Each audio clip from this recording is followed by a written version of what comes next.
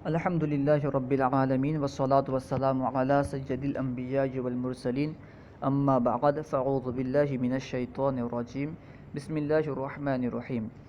پڑھیے الصلاة والسلام علیک یا رسول اللہ وعلی آلک واصحابک یا حبیب اللہ، الصلاة والسلام علیک یا نبی اللہ وعلی آلک واصحابک یا نور اللہ۔ اس سے پہلے والے سبق میں ہم صحیح، حسن اور ضعیف کی تعریف پڑھے تھے۔ صحیح کی تعریف میں آپ نے عدل اور ضبط یہ دو لفظ پڑھے تھے۔ آج ہم پڑھیں گے کہ عدالت سے مراد کیا ہے اور ضبط سے مراد کیا ہے۔ اس کا مختصراً مفہوم آپ سماعت فرمائیں۔ عدالت کہتے ہیں کسی شخص کے اندر ایسے ملکے کا ہونا جو ملکہ اسے تقوی اور مروت کے التزام پر ابھارے، ایسا ملکہ جو تقوی اور مروت کے التزام پر ابھارے۔ پھر عدل کی تعریف میں، عدالت کی تعریف میں دو لفظ آیا، ایک ہے تقوی، دوسرا مروت۔ تقوی سے مراد کیا ہے؟ تقوی سے مراد گناہ سے بچنا، گناہ کبیرہ سے بچنا، اور مروت سے مراد کیا ہے؟ نقائص اور خصائص سے بچنا، یعنی گھٹیا کام وغیرہ سے بچنا، جیسا کہ بازار وغیرہ میں کھانا، اس سے بچنا۔ اور ضبط سے مراد کیا ہے؟ ضبط کس سے کہتے ہیں؟ ضبط سے مراد جو سنی ہوئی چیز کو، یعنی روایت کو یاد رکھنا اور اسے فوت ہونے، اس میں خلل اندازی پیدا ہونے سے اسے محفوظ رکھنا، روایت کو بھلانے اور خلل انداز اس میں ہونے سے محفوظ رکھنا، اس طرح کہ جب بھی چاہے وہ اس کو بیان کرنے پر قادر ہو۔ یہ ضبط کی مختصراً تعریف تھی، اس کا مفہوم تھا۔ اور 5 چیزیں ایسی ہم پڑھیں گے جن کا تعلق عدالت سے ہے، ان کی وجہ سے راوی پر طعن کیا جاتا ہے۔ وہ ہیں: نمبر 1 کذب، نمبر 2 اتہام کذب، نمبر 3 فسق، نمبر 4 جہالت، نمبر 5 بدعت۔ ان 5 کی وجہ سے راوی پر طعن کیا جاتا ہے۔ کذب سے مراد کیا ہے؟ کہ کسی راوی کا حدیث نبوی میں جھوٹ بولتے ہوئے پکڑا جانا، اس کا حدیث نبوی میں جھوٹ بولنے کا معلوم ہونا کہ وہ حدیث نبوی میں جھوٹ بولتا ہے، جھوٹ سے کام لیتا ہے، کذب بیانی کرتا ہے، تو اس کی روایت کو موضوع کہیں گے اور اس کی روایت قبول نہیں کی جائے گی۔ اس میں علماء کا اختلاف ہے کہ اگرچہ وہ توبہ کر لے تب بھی اس کی روایت قبول نہیں کی جائے گی۔ یہ قول شیخ عبدالحق محدث دہلوی رحمۃ اللہ تعالی علیہ نے اپنایا ہے۔ اور بعض کا قول یہ ہے کہ اگر وہ توبہ کر لیتا ہے اور اس میں سچائی کی علامت ظاہر ہوتی ہے تو اس کی روایت قبول کی جائے گی۔ اتہام کذب سے مراد کیا ہے؟ کہ راوی وہ شخص اپنی عام گفتگو میں، عام بول چال میں جھوٹ بولتا ہو، اس کا جھوٹا ہونا مشہور ہو، لیکن حدیث میں اس کا جھوٹا ہونا ثابت نہ ہو، تو اسے کہیں گے اتہام کذب۔ فسق سے مراد کیا ہے؟ فسق سے مراد یہ کہ گناہ کبیرہ، فسق فی الاعمال مراد ہے، فسق فی العقائد مراد نہیں ہے، یعنی گناہ کبیرہ وغیرہ کرنا، گناہ میں مرتکب رہنا۔ نمبر 4 جہالت، یعنی کسی راوی کو اس طرح بیان کرنا، حدثنا فلان یا حدثنا رجل، اس کو کسی راوی کا نام ذکر نہ کرنا۔ بدعت، یعنی جو دین مصطفیٰ صلی اللہ تعالیٰ علیہ وسلم سے ثابت ہے، سنت نبوی صلی اللہ تعالیٰ علیہ وسلم سے ثابت عقیدے کے خلاف عقیدہ رکھنا، کوئی نئی عقیدے کو اپنا لینا۔ یہ 5 چیزیں ہیں جن کا تعلق عدالت سے ہے اور اس کی وجہ سے راوی پر طعن کی جاتی ہے، یعنی ان 5 چیزوں میں سے اگر کوئی چیز پائی جائے تو راوی عادل نہیں رہے گا۔ اور 5 چیزیں ایسی ہیں جن کا تعلق ضبط سے ہے، اگر وہ پائی جائیں تو راوی پر ضبط نہیں پایا جائے گا، راوی کے اندر ضبط مکمل طور پر نہیں پایا جائے گا، اور اس کی وجہ سے، ان 5 چیزوں کی وجہ سے راوی پر طعن کیا جاتا ہے۔ وہ 5 چیزیں کیا ہیں؟ نمبر 1 فرط غفلت، نمبر 2 کثرت غلط، نمبر 3 مخالفت ثقات، نمبر 4 وہم، نمبر 5 سوء حفظ۔ یہ 5 چیزیں ہیں جن کا تعلق ضبط سے ہے اور اس کی وجہ سے راوی پر تعان کیا جاتا ہے۔ آئیے ہم تفصیلاً پڑھتے ہیں۔ اس سے پہلے آپ سے عرض ہے کہ آپ ہمارے چینل فیضان درس نظامی کو ضرور سبسکرائب کریں۔ الفصل الخامس فی العدالۃ و وجوہ التعان المتعلقۃ بها، پانچویں فصل عدالت اور اس سے متعلق تعان کے وجوہ کے بیان میں، تعان کے اسباب کے بیان میں جن کا تعلق عدالت سے ہے۔ عدالت کی تعریف کر رہے ہیں۔ العدالۃ والعدالۃ ملکۃ فی الشخص تحملہ علی ملازمۃ التقوی والمروۃ، عدالت کسی انسان میں وہ ملکہ ہے جو اسے تقوی اور مروت کے التزام پر ابھارے۔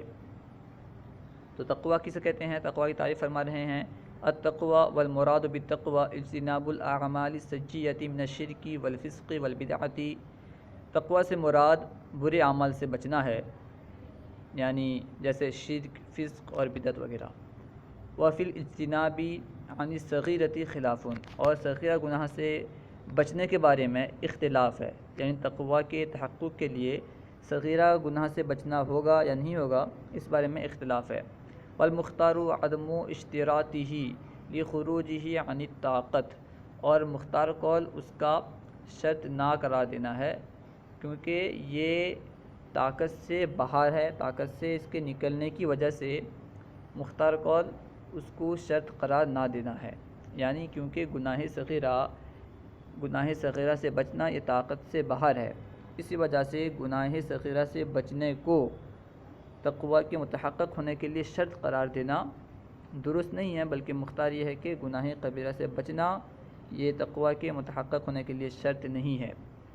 الا الاصرار علیہ لکونہ کبیرۃ، مگر یہ کہ گناہ صغیرہ پر اصرار کیا جائے اس کے کبیرہ ہونے کی وجہ سے، یعنی اگر کوئی شخص گناہ صغیرہ پر اصرار کرتا ہے تو کیونکہ گناہ صغیرہ پر اصرار کرنا کبیرہ کر دیتا ہے، اس گناہ کو کبیرہ بنا دیتا ہے، اس وجہ سے گناہ صغیرہ پر اصرار کرنے سے بچنا اور اس سے پرہیز کرنے کی شرط لگائی جائے گی۔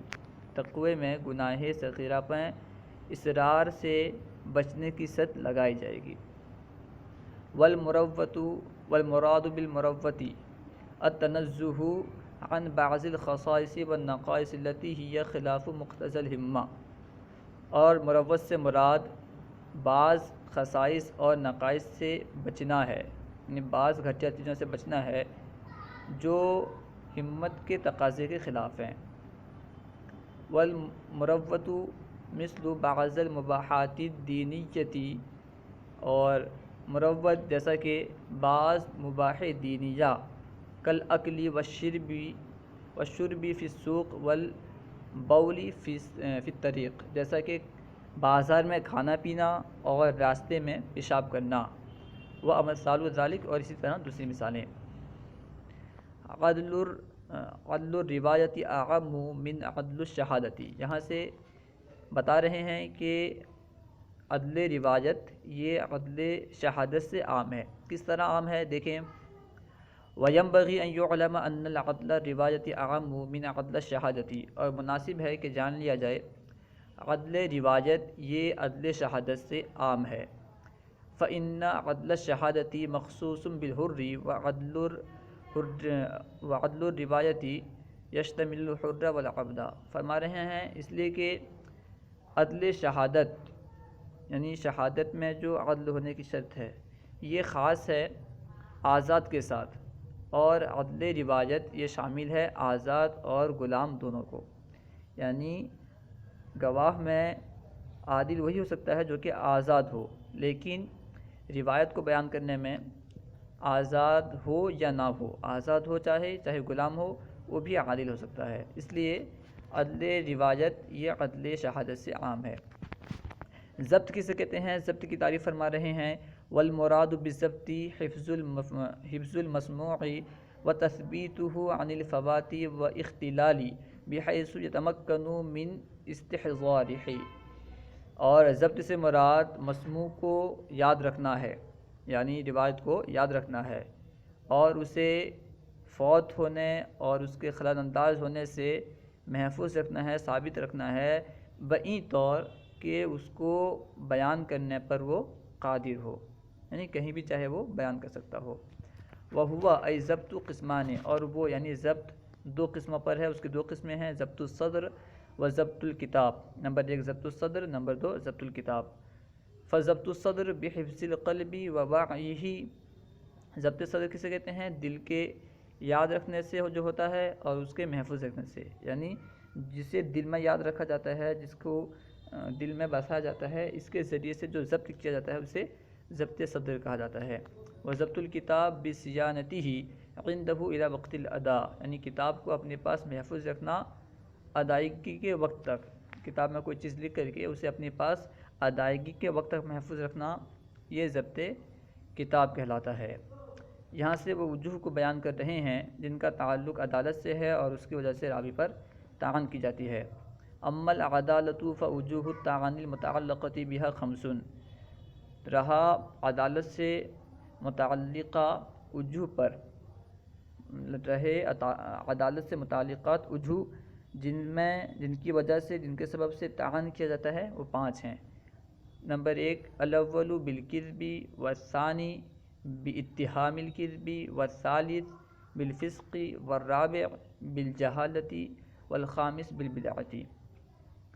پہلا کذب ہے، اور دوسرا اتہام کذب، تیسرا فسق، چوتھا جہالت، اور پانچواں بدعت ہے۔ ہر ایک کی تعریف بیان کر رہے ہیں، دیکھتے جائیں۔ الکذب والمراد بالکذب کذب الراوی انہ ثبت کذبہ فی الحدیث نبوی صلی اللہ علیہ وسلم اما باقرار الواضع او بغیر ذلک من القرائن۔ راوی کے کذب سے مراد یہ ہے کہ اس کا جھوٹا ہونا، اس کا جھوٹ حدیث نبوی میں ثابت ہو گیا ہو، اس کا جھوٹ حدیث نبوی میں ثابت ہو چکا ہو، یا تو واضح کے اقرار کے ذریعے سے، یعنی جو شخص حدیث کو جھوٹی گڑھنے والا ہے، جھوٹی حدیث گڑھنے والا ہے، اس کے خود اقرار کرنے کی وجہ سے کہ میں جھوٹی حدیث بناتا ہوں، یا کوئی دوسرے قرینے کے ذریعے سے۔ والموضوع، موضوع کسے کہتے ہیں؟ وحدیث المطعون بالکذب یسمى موضوعا، کذب کے ذریعے طعن کیے ہوئے کی روایت کو موضوع کہا جاتا ہے، یعنی جس پر کذب کے ذریعے سے طعن کیا گیا ہے اس کی روایت کو موضوع کہا جاتا ہے۔ وحکم متعمد الکذب، اور کذب کا متعمد حکم۔ ومن ثبت عنہ تعمد الکذب، یا متعمد سے مراد کیا ہے؟ جان بوجھ کے، یعنی جو جان بوجھ کے جھوٹ گڑھتا ہے، حدیث نبوی میں جھوٹ کو بیان کرتا ہے، اس کا حکم کیا ہے؟ حکم متعمد الکذب، جان بوجھ کے جھوٹ بیان کرنے والے کا حکم۔ ومن ثبت عنہ تعمد الکذب فی الحدیث وإن كان وقوعه في العمر مرة وإن تاب من ذلك لم يقبل حدیثه ابدا۔ فرما رہے ہیں کہ جس سے حدیث نبوی میں عمدن کذب کرنا ثابت ہو جائے، جس کا حدیث نبوی میں عمدن کذب بیان کرنا ثابت ہو جائے، اور اگرچہ وہ اس کے پورے عمر میں ایک ہی مرتبہ واقع ہوا ہو، اگرچہ وہ ایک ہی مرتبہ عمدن حدیث نبوی میں کذب بیان کیا ہو، وَإِن تَابَ مِنَ ذَلِكَ، اگرچہ وہ اس سے توبہ بھی کر لے، ایک مرتبہ کیا ہو اور اسے توبہ بھی کر لے، لم يقبل حدیثہ ابداً، اس کی حدیث کو کبھی بھی قبول نہیں کی جائے گی۔ بخلاف شاہد الزور اذا تاب، برخلاف جھوٹے شاہد کے کہ جب وہ توبہ کر لے، یعنی اگر کوئی شخص جھوٹی گواہی دے تو اگر وہ توبہ کر لے تو اس کی گواہی کو قبول کی جائے گی۔ والمراد بالموضوع، موضوع سے مراد کیا ہے؟ والمراد بالحدیث الموضوع فی اصطلاح المحدثین ھذا لا انہ ثبت کذبہ وعلم ذلک فی ھذا الحدیث بخصوصہ، اور کذب سے مراد اور حدیث موضوع سے مراد محدثین کی اصطلاح میں یہی ہے، یہی سے مراد جس سے حدیث نبوی میں ایک مرتبہ بھی کذب بولنا ثابت ہو گیا ہو، جس کا کذب حدیث نبوی میں ثابت ہو گیا ہو، اس کی تمام روایتیں کیا ہوں گی؟ موضوع کہلائیں گی۔ لا انہ ثبت کذبہ وعلم ذالک فی ھذا الحدیث بخصوصہ، یہ نہیں ہے کہ اس کے جھوٹ ہونا ثابت ہو جائے اور جان لیا جائے اس کا اس حدیث میں، خاص کر کے اس حدیث میں جھوٹ ہونے کو، یعنی اس کا جھوٹ ہونا ثابت ہو اور اس کے جھوٹ ہونے کو جان لیا جائے خاص کر کے اس حدیث میں۔ ایسا نہیں ہے کہ کسی حدیث کو موضوع قرار دینے کے لیے بالخصوص اس حدیث کے بارے میں ہمیں یہ جان لیا جائے، ہم یہ معلوم کر لیں کہ اس نے اس حدیث کو بھی جھوٹ کے ساتھ بولا ہے، اس میں بھی جھوٹ بیانی کیا ہے۔ یعنی اس کی ہر روایت کے لیے یہ ضروری نہیں ہے کہ ہم ہر روایت کے بارے میں جانیں کہ اس میں بھی جھوٹ بولا تھا، اس میں بھی جھوٹ بولا تھا، اس میں بھی جھوٹ کو ملایا ہے، بلکہ اگر ایک ہی حدیث میں وہ جھوٹ ملایا ہو تو اس کی وجہ سے اس کی تمام روایتیں، جتنی بھی روایتیں ہیں، سب کی سب کیا ہوں گی؟ موضوع کہلائیں گی۔ ایسا نہیں ہے کہ جسے ہم موضوع کہیں گے اس روایت میں خاص طور پر یہ معلوم ہو جائے کہ اس میں جھوٹ وہ ملایا ہے، ایسا نہیں ہے۔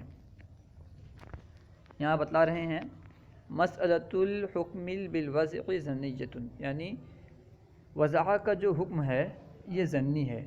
ہم کسی پہ وضع کا حکم لگاتے ہیں کہ یہ موضوع حدیث بیان کرتا ہے، حدیث گڑھ کے بیان کرتا ہے، جھوٹی حدیث بیان کرتا ہے، یہ ظنی طور پر ہوتا ہے، یقینی طور پر نہیں ہوتا۔ دیکھیں والمسئلۃ ظنیۃ، اور مسئلہ یعنی وضع کا مسئلہ، حکم وضع کا مسئلہ یہ ظنی ہے۔ والحکم بالوضع والافتراء بحکم الظن الغالب، اور افتراء اور وضع کا حکم لگانا یہ ظن غالب کے حکم کے ذریعے سے ہے۔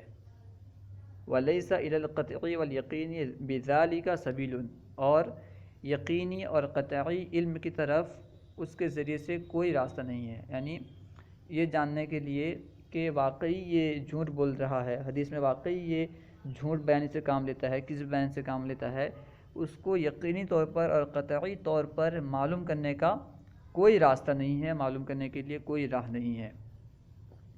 فَإِنَّ الْكَذُوبَ قَدْ يَصْدُقُ، اس لیے کہ جھوٹے بھی کبھی سچ بول دیتے ہیں، جتنے جھوٹے ہوتے ہیں وہ کبھی نہ کبھی کوئی سچ بات بول دیتے ہیں۔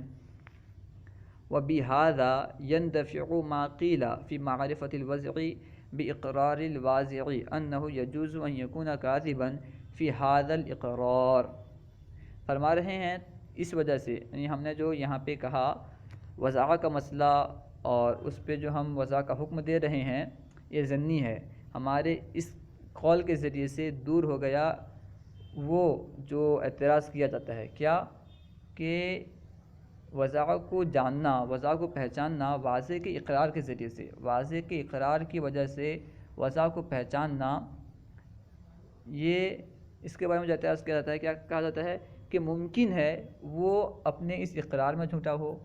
اگر کوئی راوی یہ اقرار کرے کہ میں جھوٹ بیان سے کام لیتا تھا اور اس کی اقرار کی وجہ سے ہم وضع کا حکم دے دیں، وضع کو پہچانیں، تو اس کے بارے میں اگر کوئی اعتراض کرے کہ ہو سکتا ہے کہ اس کے اس اقرار میں وہ جھوٹا ہو، جو وہ اقرار کر رہا ہے کہ میں جھوٹ بیانی سے کام لے رہا تھا، میں نے اتنی جھوٹی حدیث بیان کی ہے، ہو سکتا ہے اس کا اس اقرار، وہ خود اس اقرار کرنے میں جھوٹا ہو، جھوٹ بول رہا ہو، تو آپ کیسے کہہ سکتے ہیں کہ یہ واقعی اس کی تمام روایتیں جو ہیں جھوٹے ہیں اور موضوع ہیں؟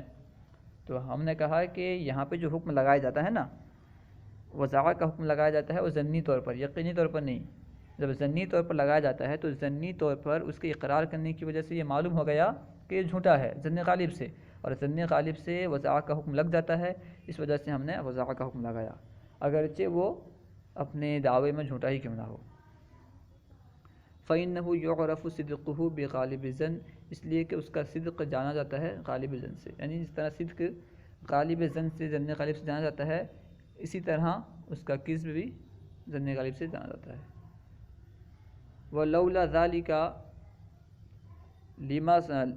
لِمَا سَاقَ قَتْلُ الْمُقِرِّ بِالْقَتْلِ وَلَا رُجِمَ الْمُعْتَرِفُ بِالزِّنَا فَافْهَمْ، اور اگر ایسا نہ ہوتا، یعنی اگر حکم لگانا ظن غالب کی وجہ سے نہ ہوتا تو جو قتل کا اقرار کرے، مقل بالقتل کو قتل کرنا جائز نہ ہوتا، قتل کرنے کی اقرار کرنے والے کو قتل کرنا جائز نہ ہوتا، اور زنا کی اقرار کرنے والے کو، زنا کے معترف کو رجم کرنا جائز نہ ہوتا، کیونکہ ہو سکتا ہے کہ وہ اپنے اس اقرار میں، اپنے اس اعتراف میں جھوٹ بول رہا ہو، کیونکہ حکم ظن غالب پہ لگایا جاتا ہے، اس وجہ سے وہاں پہ بھی کیا ہو گیا، اسے قتل کیا جائے گا، اور اسے یعنی جو زنا کا اعتراف کرے اسے رجم کیا جائے گا۔ ٹھیک اسی طرح یہاں پہ اگر کوئی شخص حدیث جھوٹے کرنے کا اقرار کرے تو اس پہ جھوٹ کرنے کا یعنی حدیث موضوع پیدا کرنے کا حکم لگایا جائے گا کہ یہ واضح ہے۔ اتہام الراوی بالکذب، راوی کا کذب سے متہم ہونا۔ وَأَمَّا اتہام الراوی بالکذب فَبِأَنْ يَكُونَ مَشْهُورًا بِالْكِذْبِ وَمَعْرُوفًا بِهِ فِي كَلَامِ النَّاسِ، راوی کا کذب میں متہم ہونا اس طور پر کہ وہ جھوٹ سے مشہور ہو، یعنی جھوٹ بیان کرنے میں وہ مشہور ہو، وَمَعْرُوفًا بِهِ فِي كَلَامِ النَّاسِ، اور لوگوں کے درمیان، لوگوں کے کلام میں وہ جھوٹا معروف ہو۔ وَلَمْ يَثْبُتْ كِذْبُهُ فِي الْحَدِيثِ النَّبَوِيِّ، اور حدیث نبوی میں اس کا کذب ثابت نہ ہوا ہو، حدیث نبوی میں اس کا کذب ثابت نہ ہوا ہو، لیکن لوگوں کے درمیان، لوگوں کے کلام میں اس کا جھوٹا ہونا معلوم ہو، مشہور ہو، تو اسے اتہام بالکذب کہیں گے۔ المتروک، متروک کسے کہتے ہیں؟ وفی حکمہ روایت ما یخالف قواعد معلومۃ ضروریۃ فی الشرع، اور اسی کے حکم میں ہے اس کی روایت جو مخالفت کرے شرعی ضروری معلومات کے قواعد کو، یعنی شرع میں جو ضروری قواعد معلوم ہیں، جو معلومات ضروریہ ہیں، ان کے خلاف جو بیان کرے اسے ہم والمتروک وفی حکمہ روایت ما یخالف قواعد معلومۃ ضروریۃ فی الشرع، اور اس کے حکم میں اس کی روایت ہے، وہ روایت ہے جو مخالفت کرے معلومی ضروری قواعد کا، یعنی شرع میں جو قواعد معلوم ہیں اس کی جو مخالفت کرے وہ بھی اسی کے حکم میں ہے۔ کذا قیل، اس طرح کہا گیا ہے۔ ویسمى ھذا القسم متروکا، اور اس قسم کو متروک کہا جاتا ہے، اس کا نام متروک رکھا جاتا ہے۔ کما یقال، جیسا کہ کہا جاتا ہے، حدیثہ متروک، اس کی حدیث متروک ہے، وفلان متروک الحدیث، اور فلاں متروک الحدیث ہے، یعنی اس کو اور ابھی جو پر بیان ہوا اس کو، اور جو شرع میں معلوم ضروری چیزوں کے ضروری قواعد کے خلاف روایت کرے اسے، اس کی حدیث کو متروک کہیں گے۔ حکم المتہم بالکذب، متہم بالکذب کا حکم۔ وَهَذَا الرَّجُلُ إِن تَابَ وَصَحَّتْ تَوْبَتُهُ وَظَهَرَتْ أَمَارَاتُ الصِّدْقِ مِنْهُ جَازَ سِمَاعُ الْحَدِيثِ، متہم بالکذب جو راوی ہے اس کا کیا حکم ہے، اس کے بارے میں فرما رہے ہیں، یہ شخص اگر توبہ کر لے اور اس کی توبہ صحیح ہو جائے اور اس میں اس سے اس کے توبہ کی سچائی کی علامت ظاہر ہو، جازہ سماع الحدیث، تو اس سے حدیث سننا جائز ہے، صحیح ہے، درست ہے۔ حکم من یکذب نادرا، جو کبھی کبھی جھوٹ بولتا ہو اس کے بارے میں کیا حکم ہے، اس کے بارے میں بیان کر رہے ہیں۔ والذی یقع منہ الکذب احیانا نادرا فی کلامہ غیر الحدیث النبوی فذلک غیر مؤثر فی تسمیۃ حدیثہ بالوضع او المتروک وان کان معصیۃ، فرما رہے ہیں، اور وہ شخص جس سے کبھی کبھی جھوٹ صادر ہوتی ہو، جھوٹ واقع ہوتی ہو، اور اس کے کلام میں بہت ہی کم جھوٹ پائی جاتی ہو، لیکن حدیث نبوی میں وہ جھوٹ نہ بولتا ہو، تو یہ اس کے حدیث میں، اس کے حدیث کو موضوع اور متروک کرنے میں اثر نہیں ہوگا، یعنی اس کا اس طرح جھوٹ بولنا، کبھی کبھی جھوٹ بولنا یا اپنے کلام میں تھوڑے سا جھوٹ بولنا، یہ اس کے حدیث کو موضوع یا متروک نام رکھنے میں مؤثر نہیں ہوگا، اس کی وجہ سے اس کی حدیث کو موضوع یا متروک نہیں کہا جائے گا۔ وَإِنْ كَانَتْ مَعْصِيَةً، اگرچہ یہ گناہ ہے، اگرچہ جھوٹ کیا ہے، گناہ ہے۔ والفسق، اما الفسق فالمراد به الفسق فی العمل، رہا فسق تو اس سے مراد فسق فی العمل ہے، یعنی جو عدالت سے متعلقہ جو وجوہ ہیں جن کی وجہ سے تعین کیا جاتا ہے اس میں سے ایک فسق ہے، اور فسق سے مراد کیا ہے، فسق فی العمل ہے، دون الاعتقاد، نہ کہ فسق فی الاعتقاد۔ فإن فإن ذلك داخل فی البدعۃ، اس لیے کہ فسق فی الاعتقاد یہ بدعت میں داخل ہے، اعتقاد میں فسق ہونا، فسق فی الاعتقاد یہ بدعت میں داخل ہے۔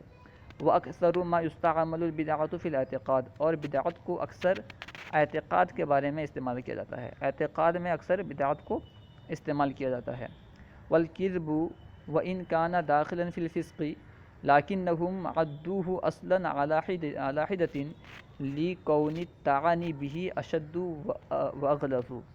فرما رہے ہیں کہ جب جھوٹ یہ فسق میں داخل تھا تو اسے انہوں نے الگ سے کیوں بیان کیا، اور بیان کر رہے ہیں کہ اور جھوٹ اگرچہ یہ فسق میں داخل ہے لیکن انہوں نے محدثین نے اسے الگ سے علیحدہ طور پر شمار کیا، گنا، اس لیے کہ اس کے ذریعے سے طعن بہت سخت ہوتی ہے اور بہت زیادہ بہت سخت طعن اس وجہ سے ہوتی ہے، اس وجہ سے محدثین نے کذب کو الگ بیان کیا۔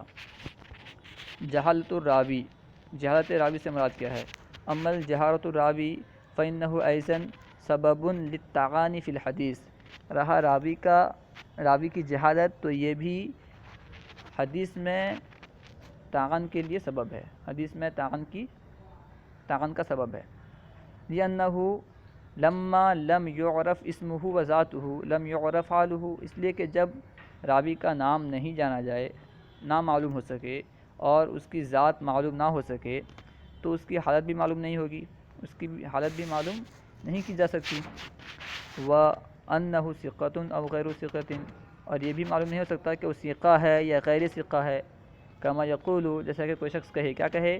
حدثنی رجل او اخبرنی شیخ، کوئی شخص کہے مجھے کسی شخص نے خبر دی یا کسی شیخ نے مجھے بتلایا، تو کیونکہ یہاں پہ وہ راوی کو جہالت راوی سے بیان کر رہا ہے، راوی کو بیان نہیں کر رہا ہے، تو ہو سکتا ہے کہ اس کا راوی جس کو وہ بیان نہیں کر رہا ہے وہ ثقہ ہو یا غیر ثقہ ہو، کچھ بھی ہو سکتا ہے، اس لیے اس کی وجہ سے طعن کی جاتی ہے۔ والمبہم ویسمى ھذا مبہم، اسے مبہم کہا جاتا ہے، یعنی جس میں جہالت راوی ہو اسے مبہم کہا جاتا ہے۔ وحکم المبہم وحدیث المبہم غیر مقبول، مبہم کا حکم بیان کر رہے ہیں کہ مبہم کی حدیث مقبول نہیں ہے، جو راوی کو بیان نہ کرے اس کی حدیث مقبول نہیں ہے۔ الا ان یکون صحابیا، مگر یہ کہ وہ صحابی ہوں، یعنی صحابی اگر کسی راوی کو بیان نہ کریں تو وہ مقبول ہوگی۔ لأنہم عدول، کیوں؟ اس لیے کہ تمام صحابی کیا ہیں؟ عادل ہیں۔ وإن جاء المبہم بلفظ التعدیل کما یقول اخبرنی عدل او حدثنی ثقۃ ففیہ اختلاف، اور اگر مبہم یہ تعدیل کے لفظ سے ابہام لائے، مبہم اگر یعنی جو ابہام کرنے والا وہ اگر تعدیل کے لفظ سے، ایسے لفظ سے جس سے عدالت سمجھ میں آتی ہو، اس سے اگر وہ کوئی تعدیل بیان کرے، اس سے اگر وہ ابہام کو لاتا ہو تو اس وقت کیا حکم ہوگا؟ جیسے کوئی کہے اخبرنی عدل، مجھے ایک عادل نے خبر دی ہے، یا یہ کہے حدثنی ثقۃ، مجھے ثقہ نے بتلایا، خبر دی، ففیہ اختلاف، تو اس معاملے میں اختلاف ہے۔ والاصح انہ لا یقبل، اور الصح قول یہ ہے کہ اس کی حدیث کو قبول نہیں کی جائے گی، اگرچہ وہ عادل یہ کہے کہ مجھے عادل نے بتلایا ہے یا ثقہ نے بتلایا ہے، کچھ بھی کہتا رہے، اس کی حدیث کو قبول نہیں کی جائے گی۔ لأنہ یجوز ان یکون عدلا فی اعتقادہ لا فی نفس الامر، اس لیے کہ ممکن ہے وہ، یعنی جسے یہ عادل کہہ رہا ہے یا ثقہ کہہ رہا ہے، یہ اس کے اعتقاد میں عادل ہو لیکن نفس الامر میں، حقیقت میں وہ عادل نہ ہو۔ وَإِنْ قَالَ ذَلِكَ إِمَامٌ حاذق قُبِلَ، اور اگر کوئی ماہر امام کہے کہ مجھے کسی عادل نے کہا ہے یا مجھے کسی ثقہ نے کہا ہے تو اس کی روایت کو قبول کر لی جائے گی۔ والبدعۃ، یہاں سے بدعت بیان کر رہے ہیں، یعنی وہ اسباب، وہ وجوہ جن کا تعلق عدالت سے ہے اور اس کی وجہ سے طعن کی جاتی ہے، اس میں سے سب سے آخر کیا ہے؟ بدعت، اسے بیان کر رہے ہیں۔ اما البدعۃ فالمراد به اعتقاد امر محدث علی خلاف ما عرف فی الدین، رہا بدعت تو بدعت سے مراد ایسے نئے چیز کا اعتقاد رکھنا ہے جس کے خلاف دین میں مشہور ہو، یعنی ایسے کوئی نئی چیز کا اعتقاد رکھنا جس کا خلاف دین میں مشہور ہو، اسے کیا کہیں گے؟ بدعت کہیں گے۔ وما جاء من رسول اللہ صلی اللہ علیہ وسلم و صحابہ بنوع شبہۃ او تعبیر، اور اس کے مخالف کرنا جو رسول پاک صلی اللہ تعالیٰ علیہ وسلم اور آپ کے صحابہ سے منقول ہو۔ کس طرح کرنا؟ بنوع شبہۃ او تعبیر، شبہ کے ذریعے سے، شبہ کے کسی نوع کی وجہ سے، یا تعویل کرتے ہوئے، یعنی یہ اعتقاد رکھے کوئی شخص اگر کوئی نئی چیز کا اعتقاد رکھے جس کے خلاف دن میں مشہور ہو، یا جس کے خلاف نبی پاک صلی اللہ تعالیٰ علیہ وسلم اور آپ کے صحابہ سے منقول ہو، کوئی اعتقاد رکھے، اور وہ اعتقاد کس طرح رکھے؟ شبہ، کسی چیز میں شبہ کرتے ہوئے یا تعویل کرتے ہوئے اعتقاد رکھے، تو اسے بدعت کہیں گے۔ لا بطریق جحود ولا انکار، انکار کے طریقے پہ نہ رکھے، یعنی جو یہ اعتقاد رکھتا ہو دین کے خلاف اور نبی پاک صلی اللہ تعالیٰ علیہ وسلم اور صحابہ کے خلاف کسی کام کا اعتقاد رکھتا ہو، انکار کے طریقے پہ نہ ہو۔ فإن ذلك کفر، اس لیے کہ اگر وہ انکار کے طریقے پر اعتقاد رکھے گا تو یہ کفر ہوگا۔ حکم الحدیث المبتدعی، بدعتی کے حدیث کا حکم، کوئی بدعتی شخص حدیث کو بیان کر رہا ہے، اس کے حدیث کا کیا حکم ہے؟ وحدیث المبتدعی مردود عند الجمہور، بدعتی کی حدیث جمہور کے نزدیک مردود ہے۔ وعند البعض ان کان متصفا بصدق اللہجۃ وصیانۃ اللسان قبلا، اور بعض کے نزدیک اگر وہ سچائی سے اور زبان کی حفاظت کے ساتھ موصوف ہو تو اس کی حدیث کو قبول کی جائے گی۔ وقال بعضهم ان کان منکرا لامر متواتر فی الشرع وقد علم بالضرورۃ کونہ من الدین فهو مردود، یہ دوسرا قول ہوا۔ پہلا قول کیا؟ جمہور کے نزدیک اس کی حدیث مردود ہے۔ دوسرا قول یہ کہ بعض نے کہا کہ اگر وہ اس میں سچائی اور زبان کی حفاظت وغیرہ پائی جائے، اس سے اگر وہ متصف ہو تو اس کی حدیث کو قبول کی جائے گی۔ اور بعض نے کہا، تیسرا قول یہ ہے کہ اگر وہ انکار کرنے والا ہو کسی شریعت میں جو چیز متواتر سے ثابت ہے، تواتر سے ثابت ہے، اگر وہ ایسی چیز کا انکار کرنے والا ہے اور وہ چیز جان لی گئی ہے کہ یہ ضروریات دین میں سے ہے تو وہ مردود ہے۔ یعنی اگر کوئی ضروریات دین میں سے کسی چیز کا انکار کرتا ہے تو وہ اس کی حدیث مردود قرار پائے گی۔ وَإِن لَمْ يَكُنْ بِهَذِهِ الصِّفَةِ يُقْبَلُ، اور اگر اس طرح نہ ہو تو اس کو قبول کی جائے گی، اس کی حدیث کو قبول کی جائے گی۔ وَإِن كَفَّرَهُ الْمُخَالِفُونَ مَعَ وُجُودِ ضَبْطٍ وَوَرْعٍ وَتَقْوَىٰ وَاحْتِياطٍ وَصِيَانَةٍ، اور اگرچہ اس کی تکفیر کی ہو، یعنی مخالفوں نے اگر اس کی تکفیر کی ہو تب بھی اس کی حدیث کو قبول کی جائے گی۔ یعنی اگر وہ کسی ضروریات دین کا انکار نہیں کر رہا ہے تو اس سے حدیث کو قبول کی جائے گی، اگرچہ مخالفین اس کی تکفیر کرتے ہوں، اس میں ضبط اور تقوی اور احتیاط وغیرہ کے موجود ہونے کے ساتھ، یعنی اس میں تقوی ہو، ضبط ہو، احتیاط ہو، یہ سب موجود ہو، اور اس کے ساتھ ساتھ اگرچہ مخالفین اس کی تکفیر کرتے ہوں اور وہ کسی ضروریات دین کا انکار نہیں کر رہا ہے تو اس کی حدیث کو قبول کی جائے گی۔ والمختار، یہاں سے مختار مذہب، مختار قول بیان کر رہے ہیں۔ والمختار انہ ان کان داعیا الی بدعتہ مروجا لہ ردا، اور مختار قول یہ ہے کہ اگر وہ اپنی بدعت کی طرف بلانے والا ہو اور اس کی ترجیح کے لیے، اس کو مروج کرنے کے لیے، اپنی بدعت کو رائج کرنے کے لیے اس کی طرف بلانے والا ہو تو اس کی حدیث کو رد کر دی جائے گی۔ ردہ، اس کو مردود کر دیا جائے گا، رد کر دیا جائے گا۔ وَإِن لَمْ يَكُنْ كَذَلِكَ، اگر وہ اپنی بدعت کی طرف بلانے والا نہ ہو، اس طرح نہ ہو یعنی بدعت کی طرف بلانے والا نہ ہو اور بدعت کی ترویج کرنے والا نہ ہو تو قبیلہ، اس کی حدیث کو قبول کی جائے گی۔ الا ان یروی شیئا یقوی بہ بدعتہ فہو مردود قطعا، مگر یہ کہ وہ کوئی ایسی چیز، ایسی روایت کرے جو اس کے بدعت کی تقویت کرتی ہو، جو اس کے بدعت کو ثابت کرتی ہو، اسے قوی بناتی ہو، تو وہ قطعی طور پر مردود ہوگی۔ یعنی اگر یہ شخص کوئی ایسی چیز بیان کرتا ہے، کوئی ایسی روایت بیان کرتا ہے جس کے ذریعے سے اس کی بدعت کی تقویت ہوتی ہے تو اسے رد کر دیا جائے گا قطعی طور پر۔ وبالجملہ الائمۃ مختلفون فی اخذ الحدیث من اہل البدع والاہواء، اور حاصل کلام یہ کہ ائمہ یہ مختلف ہیں، ائمہ نے اختلاف کیا ہے اہل بدعت اور خواہشات کے پیروی کرنے والوں کے ان سے حدیث لینے کے بارے میں۔ والارباب المذاہب زائغہ، اور ٹیڑھے مذہب کو قبول کرنے والے۔ زائغہ مطلب ہوتا ہے زیغ سے بنا ہے، زیغ کہتے ہیں کجا پن کو، ٹیڑھا کو، یعنی جو باطل مذاہب ہیں، باطل مذاہب والوں کے حدیث کو قبول کرنے کے بارے میں بیان کر رہے ہیں۔ ارباب المذاہب زائغہ، باطل مذاہب والے۔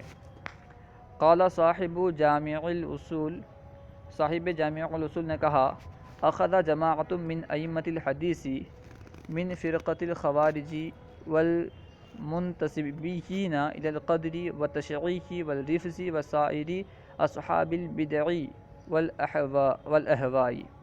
صاحب جامع اصول نے کہا کہ ائمہ حدیث میں سے ایک جماعت نے خوارج اور قدر کی طرف مائل ہونے والے، قدریہ کی طرف مائل ہونے والے، اور تشیع کی طرف، اہل تشیع کی طرف مائل ہونے والے، اور رافضی اور تمام اہل بدعت و اہل ہوا سے ائمہ اہل حدیث نے کیا کیا ہے؟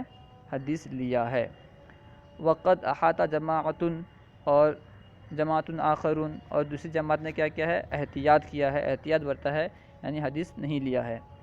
وتروعوا من اخذ حدیث من هذه الفرق، اور انہوں نے تقوی اختیار کیا ہے ان فرقوں سے حدیث اختیار کرنے کے بارے میں، حدیث لینے کے بارے میں۔ وَلِكُلٍّ مِّنْهُمْ نِيَّاتٌ، اور ان میں سے ہر ایک کے لیے نیات ہے، یعنی ہر ایک کی الگ الگ نیت ہے، ہر ایک کی اچھی نیت ہے۔ جو حدیث لیے ہیں ان کی بھی اچھی نیت ہے، اور جو حدیث نہیں لیے ہیں تقوی اختیار کرتے ہوئے ان کی بھی اچھی نیت ہے۔ انتہا۔ ولا شک ان اخذ الحدیث من هذه الفرق یکون بعد التحری والاستصواب، اور اس بات میں کوئی شک نہیں ہے کہ ان فرقوں سے حدیث لینا تحری اور اس میں درستگی دیکھنے کے بعد ہوگا، یعنی اگر ان فرقے سے کوئی حدیث لے رہے ہیں یقیناً اس میں وہ تحری کی ہوں گے، غور و فکری کی ہوں گے، اور درستگی کو تلاش کیے ہوں گے، اس کے بعد اس سے حدیث لیے ہوں گے۔ ومع ذلك الاحتیاط فی عدم الاخذ، اور اس کے باوجود کہ ان سے حدیث لینا تحری اور ثواب یعنی درستگی کو طلب کرنے کے بعد ہوتا ہے، اس کے باوجود کیا ہے کہ حدیث نہ لینے میں احتیاط ہے۔ لِأَنَّهُ قَدْ ثَبَتَ أَنَّ هَؤُلَاءِ الْفِرَقَ كَانُوا يَدْعُونَ الْأَحَادِيثَ لِتَرْوِيجِ مذاہبِهِمْ، اس لیے کہ یہ ثابت ہو چکا ہے کہ یہ فرقے والے اپنے مذاہب کو رواج دینے کے لیے، اپنے مذاہب کی ترویج کے لیے احادیث کو گڑھتے تھے۔ وَكَانُوا يُقِرُّونَ بِهِ بَعْدَ التَّوْبَةِ وَالرُّجُوعِ، اور وہ توبہ کر چکے ہیں، اور وہ توبہ کرتے ہیں، اور وہ اقرار کرتے ہیں توبہ اور رجوع کرنے کے بعد، یعنی ان میں سے جو شخص توبہ کر لیا ہے اور رجوع کر لیا ہے اس کے بعد وہ لوگ اقرار کر چکے ہیں کہ ہم اپنے مذہب کو پھیلانے کے لیے، اسے ترویج دینے کے لیے حدیثیں گڑھا کرتے تھے۔ واللہ عالم، اللہ ہی زیادہ جانتا ہے۔ یہاں سے ان وجوہ کو بیان کر رہے ہیں جن کا تعلق ضبط سے ہے اور اس کی وجہ سے راوی پر تعان کی جاتی ہے۔ وجوہ التعان المتعلقۃ بالضبط، تعان کے وہ وجوہ جو ضبط سے متعلق ہیں۔ اما وجوہ التعان المتعلقۃ بالضبط فہی ایضا خمسۃ، تو رہے وہ وجوہ، وہ اسباب جو تعان سے متعلق ہیں، ضبط سے متعلق ہیں، یہ بھی 5 ہیں۔ رہے تعان کے وہ وجوہ، وہ اسباب جن کا تعلق ضبط سے ہے، یہ بھی 5 ہیں۔ احدها فرط الغفلۃ، وثانیها کثرۃ الغلط، وثالثها مخالفۃ الثقات، ورابعها الوہم، وخامسها سوء الحفظ۔ ان میں سے پہلی قسم کیا ہے؟ پہلی چیز کیا ہے؟ فرط غلط۔ دوسری چیز، ان میں سے دوسری چیز کثرت غلط، اور تیسری چیز مخالفت ثقات، چوتھی چیز وہم، پانچویں چیز سوء حفظ، اور چھٹی چیز پانچویں چیز سوء حفظ۔ 5 چیزیں ہیں۔ اب ان میں سے ہر ایک کی تعریف بیان کریں گے، وضاحت کریں گے۔ نمبر 1 اور 2، فرط الغفلت و کثرت الغلط، ان دونوں کے بارے میں بیان کر رہے ہیں۔ اما فرط الغفلتی و کثرت الغلطی فمتقاربان، فرط غفلت اور کثرت غلط یہ دونوں تقریباً قریب قریب ہیں. فالغفرۃ من فی السماع و تحمل الحدیث والغلط فی اسماع والاداء. غفلت یعنی فرط غفلت یہ کس میں ہوتا ہے؟ حدیث کو سننے میں اور حدیث لینے میں، اور غلط حدیث سنانے میں اور حدیث کو ادا کرنے میں یہ غلطی واقع ہوتی ہے، کثرت غلطی واقع ہوتی ہے. نمبر 3 مخالفت الثقات والمخالفت الثقات فی الاسناد والمتن، اور ثقات کی مخالفت اسناد میں اور متن میں واقع ہوتی ہے. یکون علی انحاء متعددۃ، اور یہ مختلف قسموں پر متعدد اقسام پر ہوتا ہے، یعنی ثقات سے مخالفت یہ متعدد قسموں پر ہوتی ہے. تکون موجبۃ للشذوذ، جو کہ شذوذ کو ثابت کرنے والی ہوتی ہیں، وہ اقسام جو ہیں یہ شذوذ کو ثابت کرنے والی ہوتی ہیں. وجعلہ من وجوہ الطعن المتعلق بالضبط من جهة أن الباعث على مخالفة الثقات إنما هو عدم الضبط والحفظ وعدم الصيانة من تغیر وتبدل. فرما رہے ہیں کہ اس کو یعنی مخالفت ثقات کو طعن کے وجوہ میں سے بنایا، ان طعن کے وجوہ میں سے جن کا تعلق ضبط سے ہے، اس لیے کہ اس وجہ سے کہ مخالفت ثقات پر ابھارنے والی چیز، جس چیز کی وجہ سے وہ مخالفت ثقات کر رہا ہے وہ کیا ہے؟ انما ہوا عدم الضبط والحفظ، اور وہ کیا ہے؟ ضبط اور حفظ کا نہ ہونا. وہ ضبط اور حفظ کا نہ ہونا ہے، یعنی جس کی وجہ سے وہ ثقات کی مخالفت کر رہا ہے وہ ہے ضبط اور حفظ کا نہ ہونا. اس وجہ سے وہ کیا کر رہا ہے؟ ثقات کی مخالفت کر رہا ہے. وعدم الصیانتی عن تغیر و تبدیل، اور وہ اس کا تغیر و تبدیل سے محفوظ نہ رکھنا، محفوظ نہ ہونا. حدیث کو تغیر و تبدل سے تبدیل کرنے سے محفوظ نہ رکھنا کیا ہے؟ یہ ثقات سے مخالفت کرنے کا باعث ہے. اسی وجہ سے اسے مخالفت ثقات کو ضبط میں سے یعنی ان وجوہ میں سے شمار کیا گیا جن کا تعلق ضبط سے ہے. طعن کی ان وجوہ میں سے شمار کیا گیا جن کا تعلق ضبط سے ہے. الوہم والطعن من جہت الوہم والنسیان اللذین اخطأ بہما، اور وہم اور نسیان کی جہت سے طعن جن دونوں کی وجہ سے راوی خطا کرتا ہے. وروى على سبيل التوهم وإن حصل الاطلاع على ذلك بقرائن دالة على وجوه علل واسباب قادحة كان الحديث معللا. اور روایت کیا گیا ہے اور روایت کرتا ہے توہم کے طریقے پر، وہم کے طریقے پر، یعنی طعن اس جہت سے، وہم اور نسیان کے جہت سے طعن جن دونوں کے سبب وہ خطا کرتا ہے، اور روایت کرتا ہے وہم کے طریقے پر.